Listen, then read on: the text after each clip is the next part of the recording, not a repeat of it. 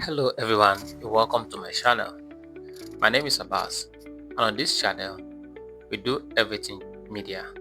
We teach graphic design, social media management, digital marketing, as well as photography and videography.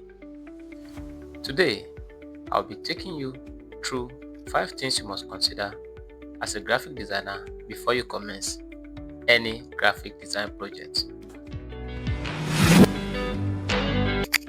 So, as a potential graphic designer, the number one thing you must consider before you commence any design project is to ask for details. What do I mean? Get in touch with the client and get detailed information about the project. Consider asking them if they have a preferred color or a font that is peculiar or unique to their brand. Find out what the project is all about so you can have an in-depth knowledge of what the message is all about. Because graphic design is all about communicating effectively. No matter how aesthetic a design look, if it fails to communicate properly, then the aim is defeated. Therefore, it is important you gather necessary information from your client before you jump into the graphic design project. The number two thing to do as a graphic designer when you want to jump on any project is to gather ideas. Research is the backbone of every successful project, especially when it comes to graphic design. So, you will not want to do a design that will look defeated at the end of the day. Therefore, it's important you do your research, gather your information, gather your creative ideas before you get started. And one of the best ways to do this is by going onto Pinterest.com. On Pinterest, you search for the ideas. In today's tutorial, I will be designing a laundry flyer, and this is how I do my research. I go on Pinterest, search for ideas that relate with what I want to design. I save like 2 or 3 of them, and then I jump into my design. So by the time I gather this knowledge at the end of the day, it will not give me an idea to create something out of many ideas that I've seen online. You can either use Pinterest or use the normal Google search. Make internet your friend. It is key to the success of your project and the success of your design career. So now you've heard me right.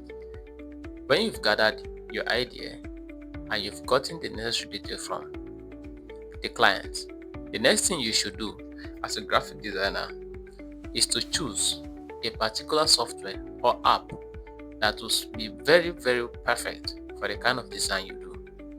Personally, for me, I usually choose at every point the kind of software I use.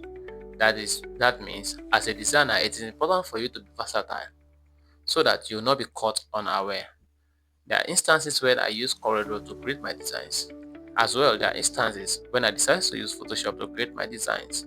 If peradventure I have power failure and I need to design job urgently, there are times I use my phone, which is Pixel On Pixel you can create magic as well.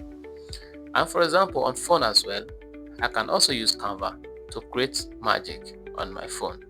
So, as a designer, it's very important you are versatile so that whenever you have a project at hand, you will decide which of the software or app can you use to design the design perfectly after you must have done your research and you gather ideas from previous things that other people has done. It's very important you skill up and then have an edge in this kind of situation. So by the time you decide which app you are going to use to create your design, the next thing to do is to open the app. All the information and all the creatives you've gathered from Pinterest or from Google, you now import them into your design and line them up accordingly so they can guide you on your own project. By this, you can tap into different ideas from different creatives to get a very beautiful and wonderful design at the end of the day.